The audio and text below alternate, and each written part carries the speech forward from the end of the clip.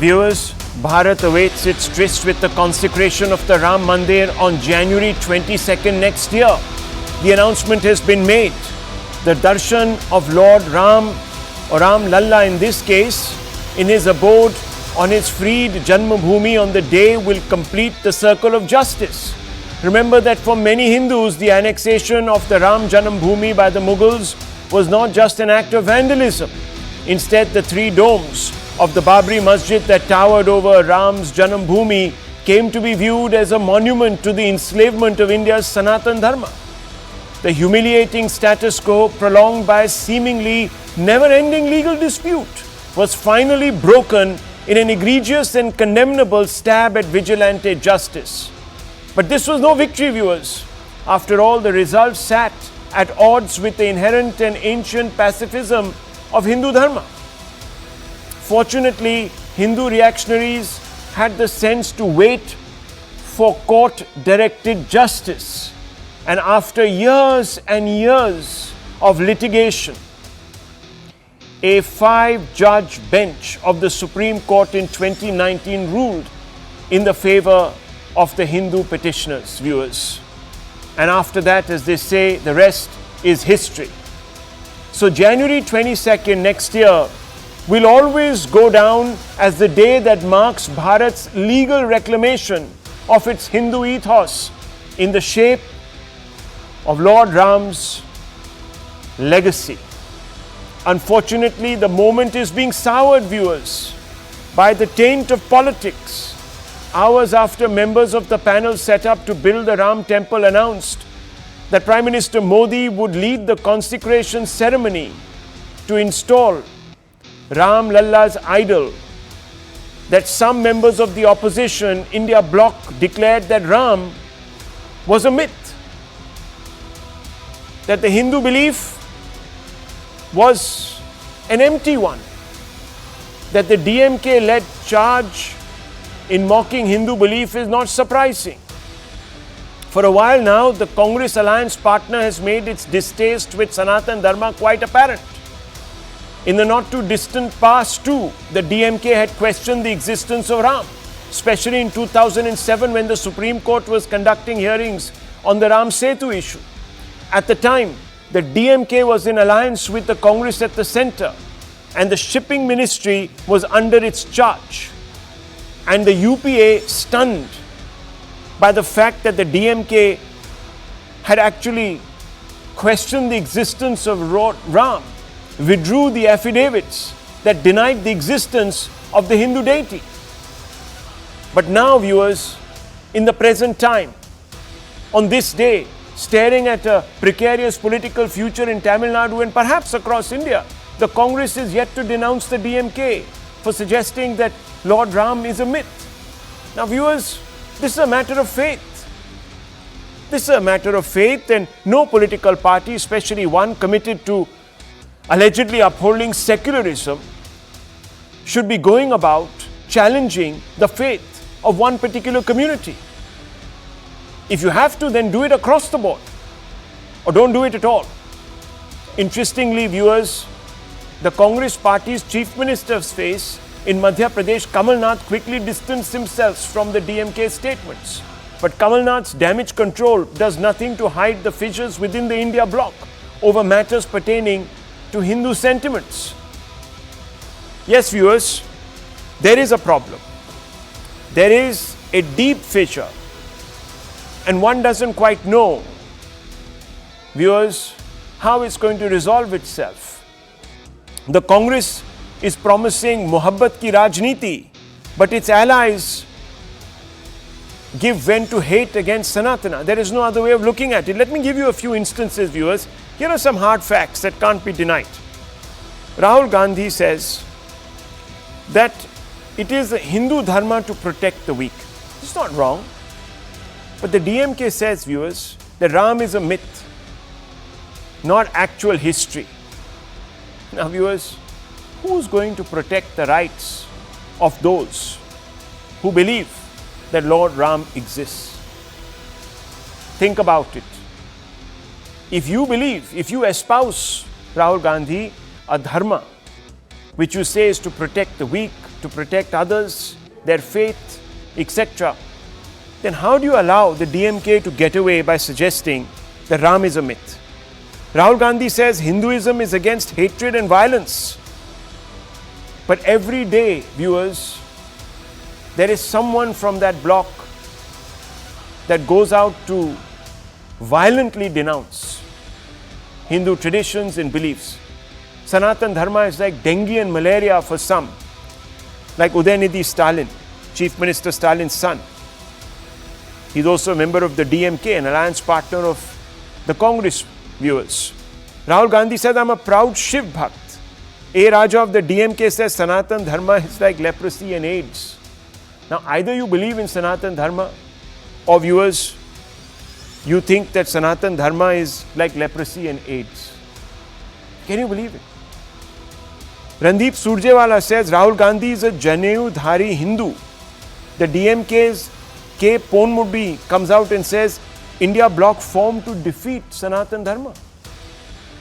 Now, viewers, you talk about protecting at the one level the belief systems of others, while your ally comes out to say that we are out to defeat Sanatana Dharma. Congress's, as I said, Chief Ministerial face in Madhya Pradesh, Kamal Nath, says, I'm a proud Hanuman Bhakt. The Samajwadi Party's member, Swami Prasad Maurya, says, and this is rather weird, viewers, he's booked for demanding a ban on the Ramcharitmanas. I mean, it's absurd. And these people are all part of one alliance. One alliance that says one thing on one given day and acts in a very different way on that same given day. Either the left doesn't know the right, or viewers, all of these are Chanavi Hindus, or worse, viewers, they are sworn to an appeasement politics, which is disingenuous. Kamal Nath says, no debate that India is a Hindu Rashtra. The RJD's Ritilal Yadav says, Ramcharitra Manas was written in a mosque. Because look at the absolute divergence over Sanatana Dharma within the India bloc. And it prompts us to ask a fair number of questions. Will the India bloc explain these various questions? And I'm going to prompt them on your screens so that you can internalize them and we can lead our debate on the back of these questions. Would India Alliance members dismiss religious figures of other faiths as myths? Will their viewers? If Congress vows Muhabbat, why does it tolerate hate from the India bloc against Hindus? What kind of Muhabbat is this? Is it conditional? This is a question, viewers, that many will ask after hearing this program. Can those who ignore slights against Hindu traditions call themselves secular, or even, viewers, Bhakts or Janeudhari Hindus? Do India Alliance members critique Hindu traditions to consolidate minority votes? Because that's what the BJP and others say. And there are many Hindus who also are using this term now, which has become quite the term, Chunavi Hindu. Are they all just Chunavi Hindus? Well, let's get to our big debate, brought to you, viewers, by Motorola. Let's put it out there. The big question. Hello, Moto.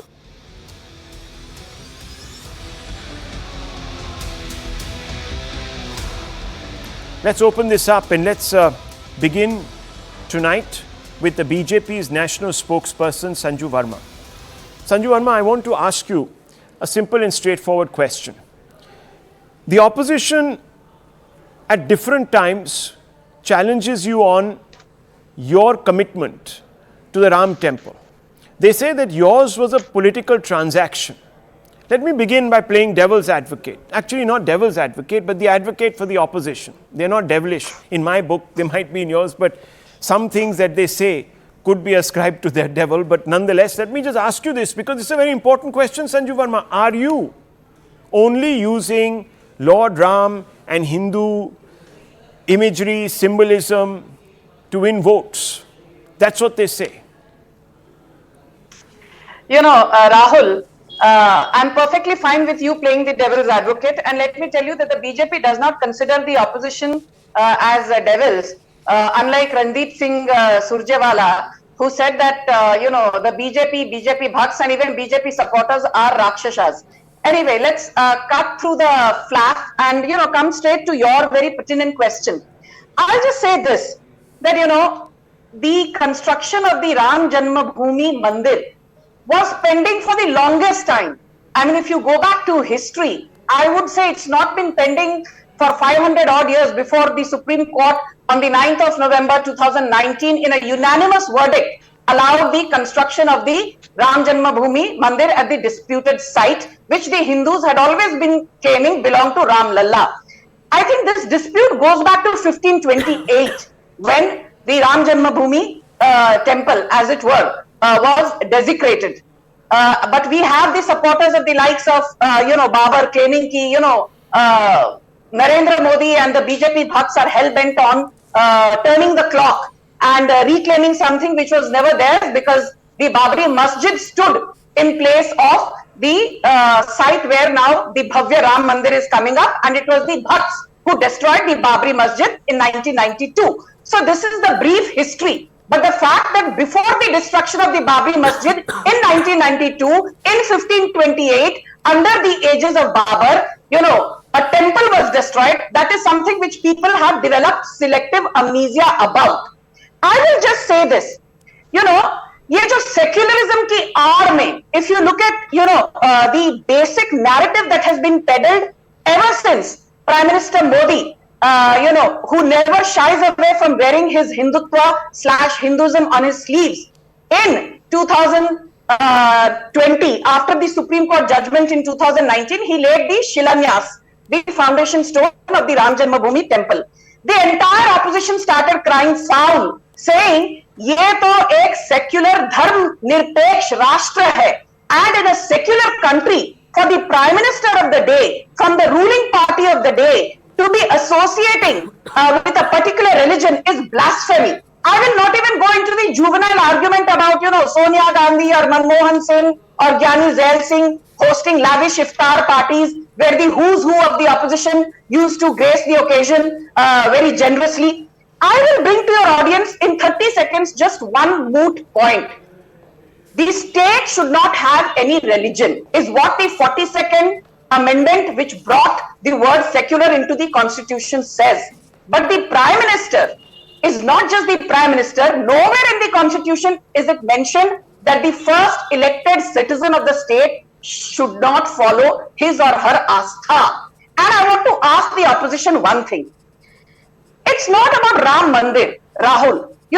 If you look at Prime Minister Modi, way back in 2015, this is the same Prime Minister who went to Indonesia and visited the Grand Istiqlal Mosque.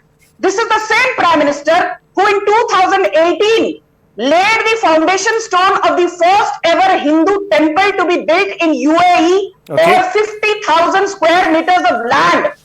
And this is the same Prime Minister who in April 2022, from the ramparts of the Red Fort, celebrated with gay abandon and a lot of festivity the 400th birth anniversary of Guru Tegh Bahadur. This is the same Prime Minister who in December 2022, for the first time said that 26th December every year, please bear with me for 20 seconds.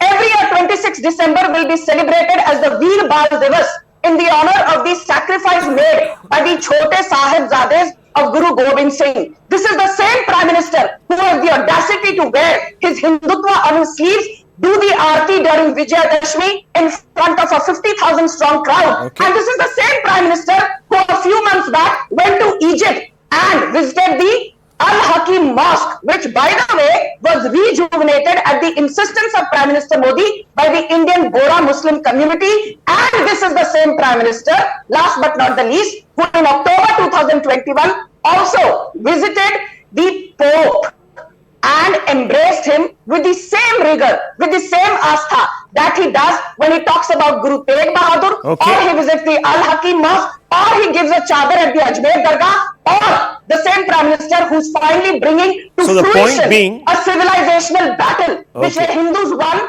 thanks to Narendra Modi. So the point being that he doesn't need certificates of secularism from anyone else. I think that's really what Sanju Verma is trying to say by reeling out all those examples, viewers, of Prime Minister's tolerance, his inclusivity, etc., etc. But let me just bring in Vivek Bansal, and then I want to go across to Dr. Ranganath. And first of all, I just want to very clearly state, viewers, that India is not dharma nirpeksh.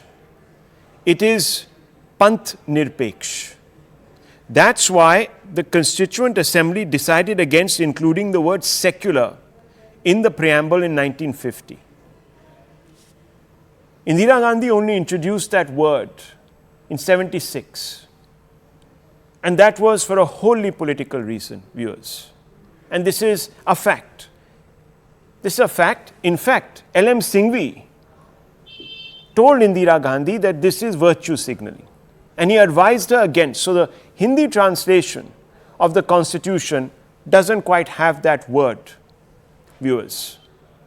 It talks about panth nirpekshta. Nonetheless, let me just open this up because it's important, and I want to bring in Mr. Bansal, very learned Congress spokesperson here on the show. And I want to ask you, sir, would India alliance members dismiss religious figures of other faiths as myths? Deities, icons, gods of other faiths as myths? It's a very simple question to you. And those who are doing so, sir, what do you make of them? What do you make of the DMK that says Ram is a myth with such alacrity? Do you think they should be saying these things? Can I start, Rahul? Yeah, please. Yeah. Let me just tell you, the fact that whatever our constituents or alliance partner must have said, and subsequently, immediately, a clarification had come from Mr. Venugopal and other leaders as well. Mr. Venugopal mentioned it that we respect all religions, and there is our belief in Ram, and Mr. Rahul Gandhi has time and again reiterated his faith in Lord Ram and all the Hindu deities, because they all subscribe to Hindu religion. So no disrespect. Definitely, whatever you see, there are contradictions in all alliances. Be it NDA alliance in UP, you may be finding there are contradictions are existing. So to say that we subscribe to his viewpoint, that's completely just, I think, blowing a thing out of proportion. Secondly, I would like to say that definitely our Prime Minister is inaugurating, good enough. And there is substantive point in the fact that people who sacrificed, who led this movement, how about Mr. Lalkrishna Advani, who faced cases all through for decades, and now he has been sidelined. They talk about Dalit president, that we have made a Dalit president. Be it the inauguration of the parliament, she was nowhere to be seen, just a showcase. And now when the Ram Mandir is to be inaugurated, where is our honorable president? Don't you think that she should have been a part of it? And when we talk of inclusive politics, don't you think that opposition leaders should have been invited? It is a festive occasion for all people from all hues, all religion. This long-awaited temple is being constructed. Okay. So why not extend invitation to other political parties? So this in itself confirms the fact that you want to take political mileage out of it. Okay. And none other than that. So all these things reflect the fact that it's a preparation. Okay, people see things. People, Indian electorate is not. They have time and again proved their vision, their clarity. Okay, but on issues. Simply say that we are against, and you answer, or Madam Sanju Verma should answer. Why invitation has not been extended to? Can I just point out something, Mr. Bansal? Why our honorable president has not been okay, invited? Mr. Bansal, one second. Mr. Bansal, 1 second. Just 1 second, Sanju Verma. Just a quick one. Mr. Bansal, let me just remind you, should the invitation be sent to the DMK, the RJD and the SP? Now, what does the RJD believe? RJD believes that the Ramcharitmanas... Excuse me, Mr. Bansal, please, just allow me. Allow me, sir. Allow me. Should it be extended to the Congress party that doesn't have the gumption to snap ties with the DMK, that is not just once, but on several occasions, even when you were, sir, in alliance. As I said, the date going back all the way to 2007 said that Ram doesn't exist, yet you're back in an alliance. And then you say that you regard very highly the legacy of Lord Ram. How do we believe you? Mr. Rahul, let me just tell you that NDA, do you remember that DMK was in alliance with the NDA at a point of time? Sir, So, sir, please. One second. Mr. Bansal. No, 1 second. Mr. Bansal, I asked you 3 questions. You've not answered any one of them. The first one, is the government obliged to invite people who don't recognize Lord Ram? They believe he doesn't exist. तो मंदिर में आके करेंगे क्या? Exactly. Number 1. एक minute में बात सुनिए. Second question मैंने आपसे पूछा, आपने जवाब नहीं दिया. I asked you, would with great alacrity India Alliance members dismiss the religious figures of other faiths as myths? You haven't answered that question. You said, some people have said something, there are contradictions. How many contradictions? The Samajwadi Party contradicts you, the RJD contradicts you, the DMK contradicts you. You even tied up with a party in Assam and also in Bengal. You've forgotten? That says that we want to eradicate pretty much the nuisance of this Hindutva politics. Nuisance of Hindutva politics was the word. Rahul, So I'm just saying, where do we start? Anyhow, 1 minute. Let's open this up. Quickly rebut what Mr. Bansal said. Okay, but only 30 seconds, Rahul. Sanju Verma. I want to bring in Dr. Ranganathan, yes, and also Dushyant Sridhar and Tausif Khan, yes. Yes. Mr. 30 Bansal, seconds. please. Yes, I will not take more than 30 seconds. You know, this whole narrative that why Prime Minister has not invited X, Y or Z. I will give 4 instances.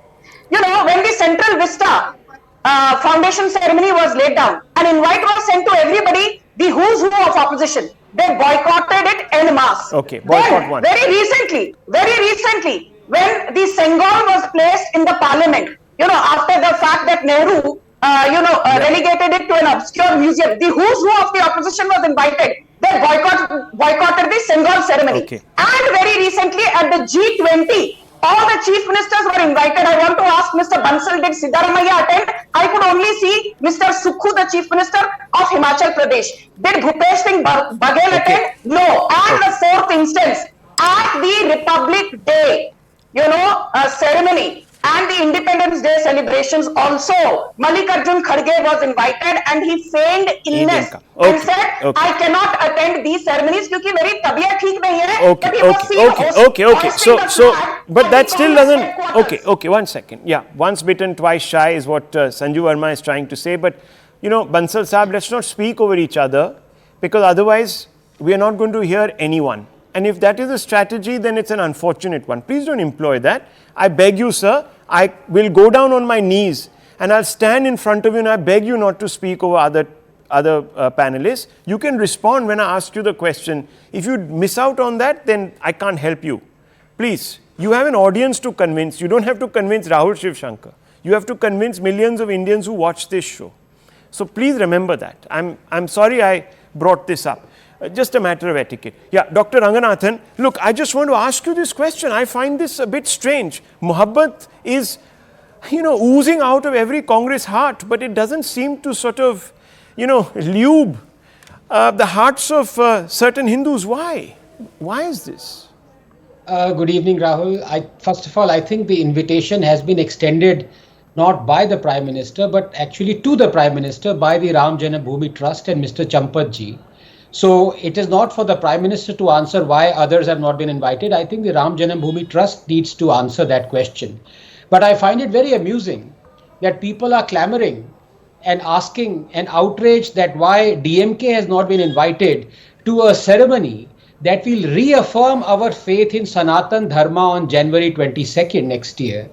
They want to invite a party that organized and attended a conference that wanted Sanatana Dharma eradicated. But nonetheless, this is really not the time, in my opinion, Rahul, of petty politics, tu main, invitations or not invitations and so on and so forth, because this really should be, if at all there is a moment for reflection, then this is it. Because let's just face it, The Ram temple was demolished 500 years ago. 5 empires came and went. 5. But one civilization stood its ground. Temples need to be resurrected. Those they are off, don't. Because they are Sanatana, eternal. And on January 22nd next year, faith in our civilization would once again be reaffirmed for the next 8,000 years. You know, Rahul, when Bibi Lal and KK Muhammad, the legends, excavated the ground beneath Babri Masjid, they found not only the glorious remnants of an ancient Hindu civilization, they also revealed something deeper, something more philosophical, which is that nations weaken not because of their past, but rather by how they are taught it. And for 70 years, we have been taught to forget historical injustices.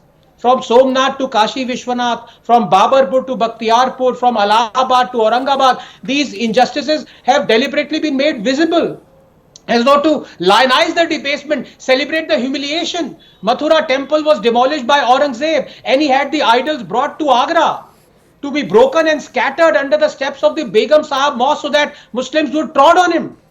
Broken temple still exists, broken idols still exist, and the irony is that the same people who have taught us to forget historical injustices, drilled this self-loathing in us, these same people want others to forget and fight historical injustices around the world. They condemn barbarians of the West either to worship like Confederacy generals, Rhodes, Churchill, Pizarro, Murray, Colston, Leopold. They celebrate their roads and buildings being renamed, their statues being brought down. But here in India, this same set of Muppets eulogize barbarians like Tipu, Aurangzeb, Babar, Khilji. It is a heady mix of hatred for Hinduism and love for jihadism. Hatred for India and love for its breakup. One must read, Rahul, the Supreme Court and the Allahabad High Court Ayodhya judgment to really understand this hatred. Leftist historians, one after another, spread so many lies that the court had to step in to blast them for their perfidy and mediocrity. They said the 50 excavated temple pillars under the Babri Dome were placed there. They said the Vishnu Hari inscription was stolen from the Lucknow Museum and brought there. They said there was a Buddhist temple there. They said there was a Jain temple there, but there was no Hindu temple underneath the dome. Ultimately, all their lies came to nothing as the court rejected all their claims and accepted that there indeed was a temple underneath the dome. In the end, civilization won. It had to. Because to me, Rahul, the mark of civilization is this unquenchable thirst of man to demand justice for his ancestors, to correct a historical wrong. For that exemplifies a continuity, an idea, a memory that can never be erased, that is worth fighting for and preserving. It makes justice greater than the sum of its parts. And that is why, Rahul, civilizations are not fleeting like empires. To demand justice for a people who are dead for hundreds of years, it is almost as though you can feel their pain, their suffering, their destruction that has transcended the limits of body and time. And that is why history is a medicine. Why catharsis is a cure. And Rahul, just 30 seconds, on January 22nd next, the inauguration of Ram Temple would be a catharsis, a deliverance of justice to my ancestors who were wronged. This concept of striving to correct a historical injustice is vital for us. It defines who we are, what civilization I am part of. That erasing my genes cannot erase my civilization, Rahul. The concept of justice is like memory. It keeps getting passed on until realized, and we have to realize it. And you know, Dr. Ranganathan, you've described yourself on so many occasions as an atheist, but there you are. The culture runs through every one of us, and our Sanatana Dharma also embraces the atheists. Can you imagine, viewers? Here is an atheist who feels so much for this consecration of a resurrection of our Hinduness, our collective Hinduness. I'm talking about a cultural term here. I'm not talking about a religious term, because the Sanatana is an eternal view on life, viewers. It's not even a way of life. But anyhow, that's also the reason why I began tonight by saying that the Darshan of Ram Lalla in his abode on his freed Janam Bhoomi on January 22nd will complete the circle of justice. That's why I began by saying that. And I want to bring in Tausif Khan, and I also want to bring in Dushyant Sridhar. Tausif Khan Sahab, you know, the opposition is asking for invites to this function, this great consecration of a resurrection.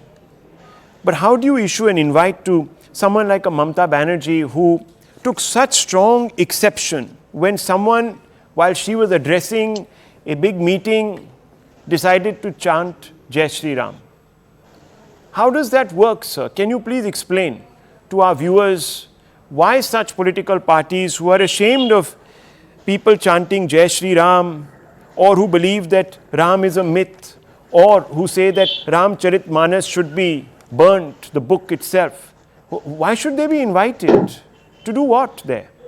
You see, if a party leader from the same party, from the same BJP party, where the Bengal chief of the BJP, Dilip Ghosh, in a public platform during the TV channel conclave had said that who is Ma Durga, he used such objectionable words that I cannot repeat. Point blank, he insulted a deity worshipped in Bengal, revered in Bengal. Durga Puja is the biggest festival in Bengal. And he questioned the existence of Ma Durga. And if a political leader from that political party can be invited, then every other political party leaders have all the right to attend such events. A god never discriminates between the political parties and political leaders. It is the people who discriminate this. It is the people who says, no, this god is only will shower his blessing only to me and not to others. It is the political parties who run these narratives with a political aim on their mind. You see, why at this juncture, we are again trying to spread hatred. All of us, all 6 of us yes, I'm telling you why I say this. All 6 of us, all 6 of us in the panel today, none of us has witnessed demolition of a temple. But each of us have witnessed demolition of mosque in 1992, 6 December. The verdict was delivered by Supreme Court. People of India moved on. Yet we see people like Mr. Ranganathan who kept abusing, the historical figures from minority group, who kept talking all, hatred-filled things about the religious you can rebut later. Let him finish. Of minority. And he claims as if he is 501 years old. He saw that the particular temple was demolished. Why can we? And I know why, because I know the answer. Because the election is coming. It is Mr. Ranganathan's duty to say that. But I think time has come that he must skip all this. Let us stick to fact. Let us say things. So let me ask you, sir. Since you are so, yes. One second. Two rebuttals coming your way. Okay, 1 second. 2 rebuttals coming your way. I just want to ask you a very quick question before I get Sanju Verma to first respond to the original attack you made on a BJP leader, and then right after that, Anand Ranganathan. But a very quick one to you, Mr. Khan. Since you are today taking such an evolved position, do you condemn the DMK for saying Ram is a myth? Who am I to condemn DMK? Okay, let it be then. Who am I? I rest my case. So hate must flow. Okay, so viewers, one second. Yes.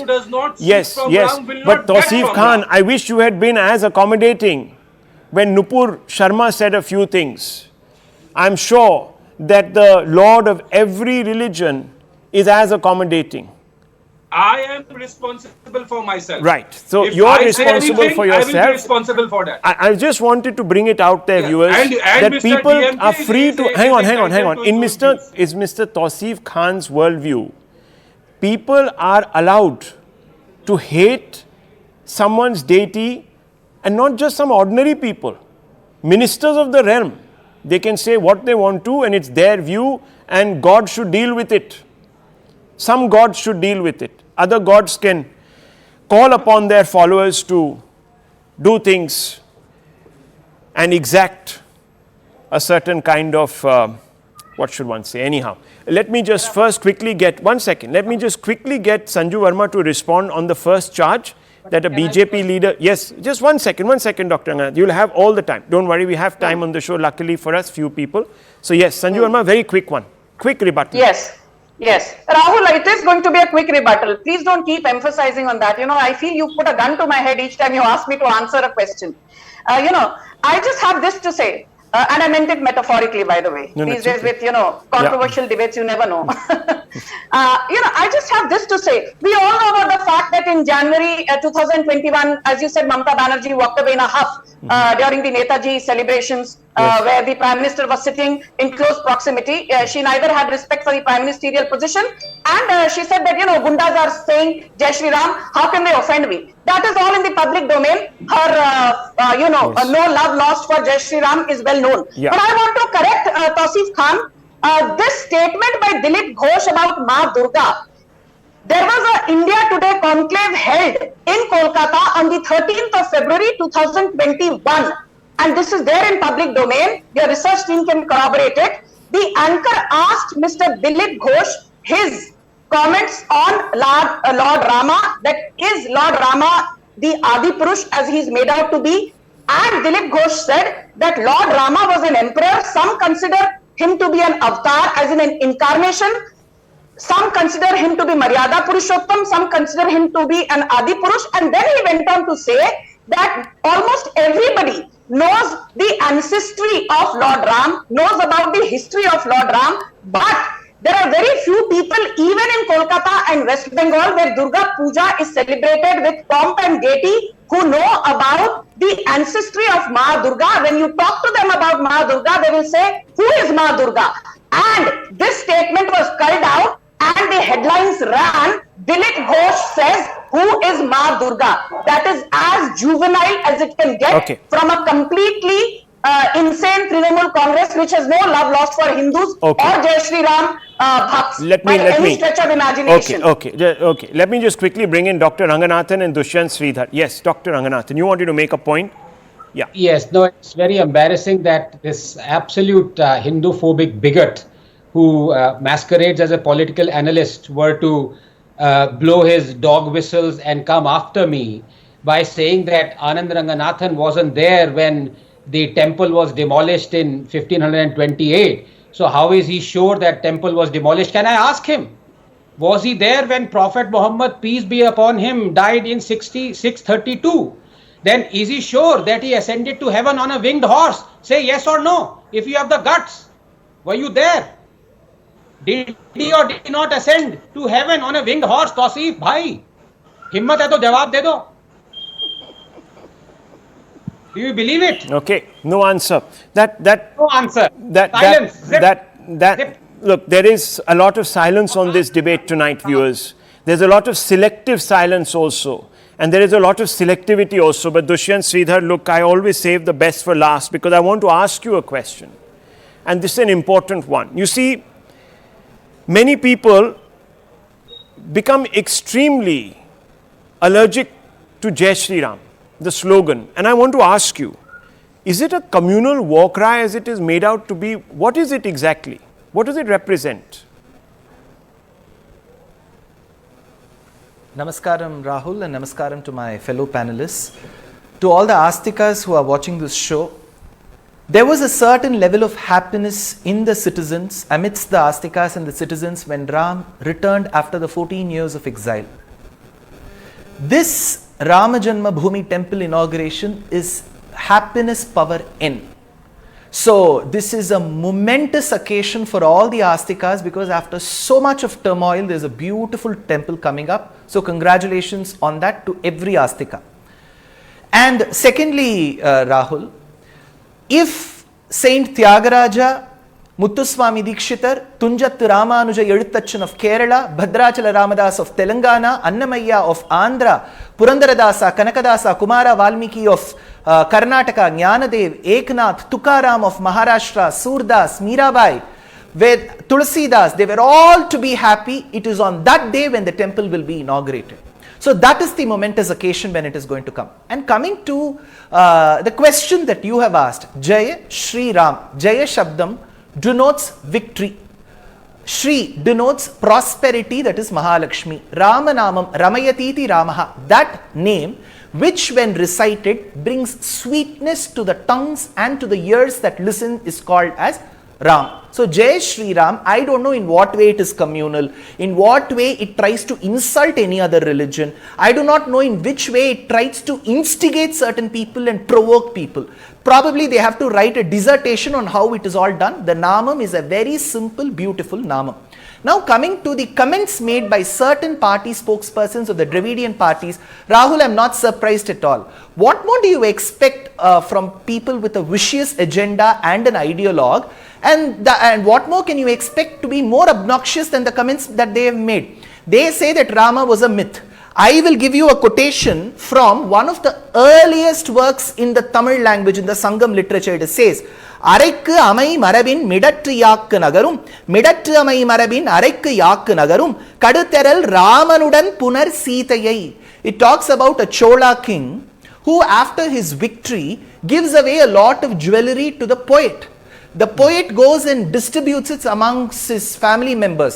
When they are quite confused what to put and what not to put in the jewelry, the poet says in Purananuru, which is a work when most other Western religions were not born and most other Western scriptures were not written. He says that they were struggling to put the jewelry on themselves, like how the monkeys who were struggling to put the jewelry when Sita threw while she was being abducted in the Pushpaka Vimana.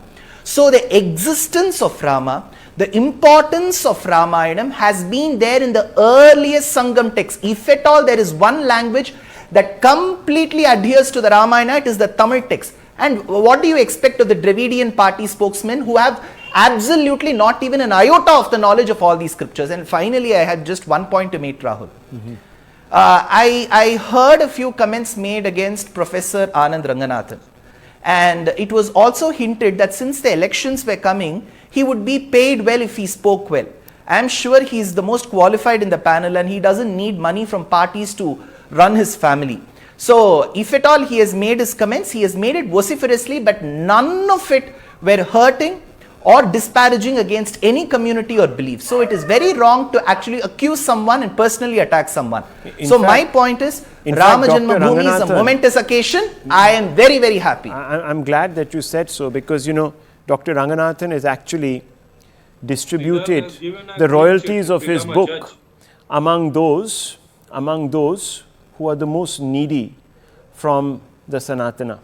So first of all, Dr. Ranganathan, for that act of selflessness, you should be commended. Anyhow, there are many people, viewers, who will take jibes, and I think that the classiest way of handling a jibe is by asking a question that can't be answered, and I think we saw that just a short while back. But viewers, I'm going to go into a quick break and then return. Very important question. I'm going to leave by saying, how can you preach politics of love but tolerate those who practice hate? That's fundamental, viewers. Anyhow, we are coming back in just a few moments after this short break with another very important story and another very important question. Don't go away.